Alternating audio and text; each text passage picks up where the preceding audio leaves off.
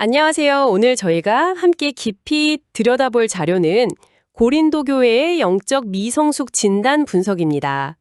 고린도전서 3장, 특히 1절에서 4절에 담긴 바울의 통찰을 중심으로 한번 파헤쳐 보겠습니다.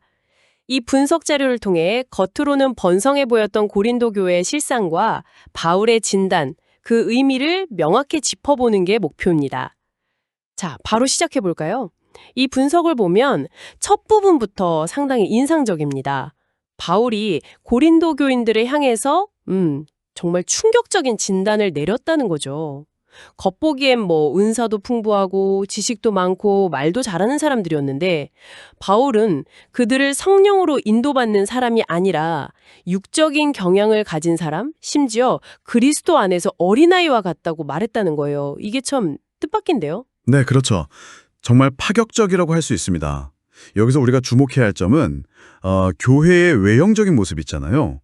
예를 들어 교인 수가 많다거나 활동이 활발하다거나 아니면 세상에서 좀 유명하다거나 하는 것들, 이런 것들이 교회의 실제적인 그 내적인 영적 건강 상태하고는 완전히 별개일 수 있다는 겁니다. 분석 자료는 바로 이 지점, 이 외적 성장과 내적 성숙 사이의 간극을 아주 날카롭게 지적하고 있어요. 겉모습에 속으면 안 된다는 거죠. 그렇군요. 그럼 바울은 구체적으로 뭘 보고 그들의 미성숙함을 알았을까요? 어떤 증거가 있었던 거죠? 분석에 따르면요, 바울은 3절에서 아주 결정적인 증거를 딱 짚어냅니다. 바로 시기와 분쟁이에요. 이것이야말로 그들이 성령의 인도를 따르는 게 아니라 여전히 육적인 경향, 그러니까 세상적인 방식으로 살아가고 있다는 명백한 증표라고 본 거죠. 분석에서는 바울이 사람을 따라 행한다, 카타 안트로폰 라는 표현을 반복해서 쓴다는 점을 강조하는데요.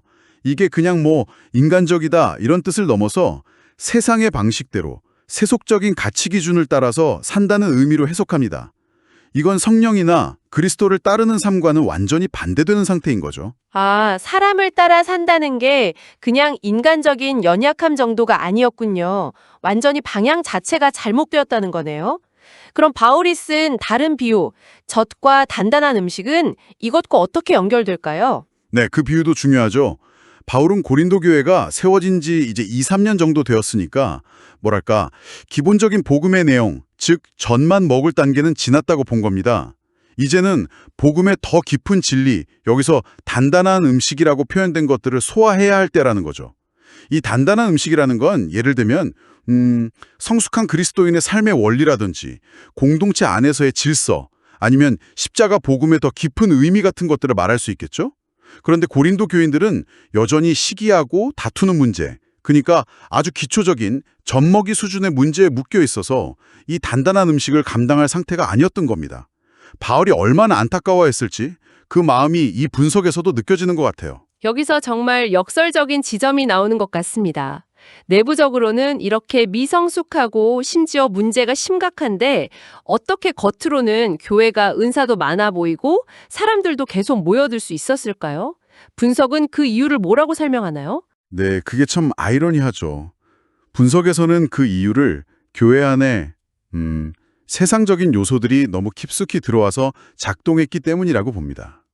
예를 들면 어떤 특정 인물의 인간적인 매력이나 카리스마, 혹은 아주 화려한 언변, 심지어는 세상에서 성공하는 논리 같은 것들이 사람들을 끌어모으는 힘이 되었다는 거죠.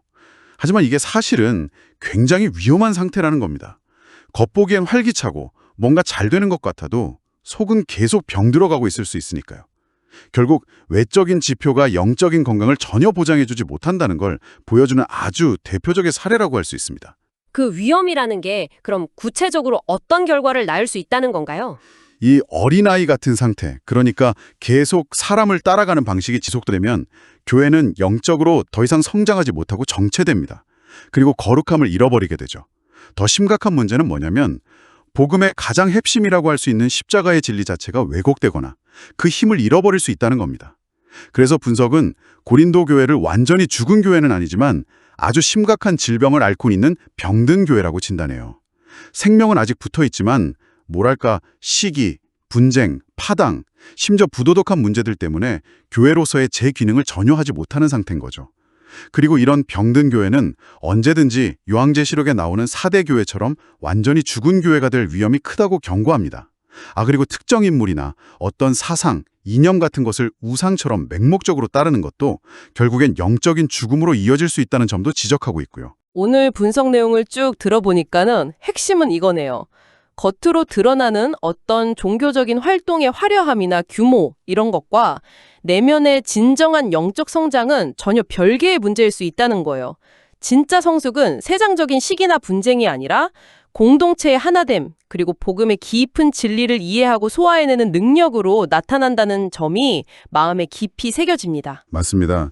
그리고 또 한 가지는 인간적인 방법이나 세상적인 기준, 외적인 지표에 의존하는 것이 얼마나 위험한지 보여주는 거죠.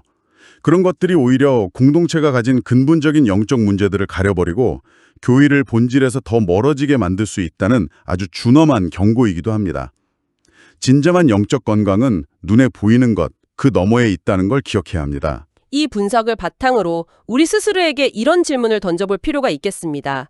우리 자신이나 혹은 우리가 속한 공동체 안에서 특히 겉모습이 그럴듯해 보일 때 사람의 방식을 따르는 피상적인 성장과 정말로 뿌리 깊은 영적인 건강함을 우리는 과연 어떻게 분별해낼 수 있을까요? 한번 깊이 고민해볼 문제인 것 같습니다.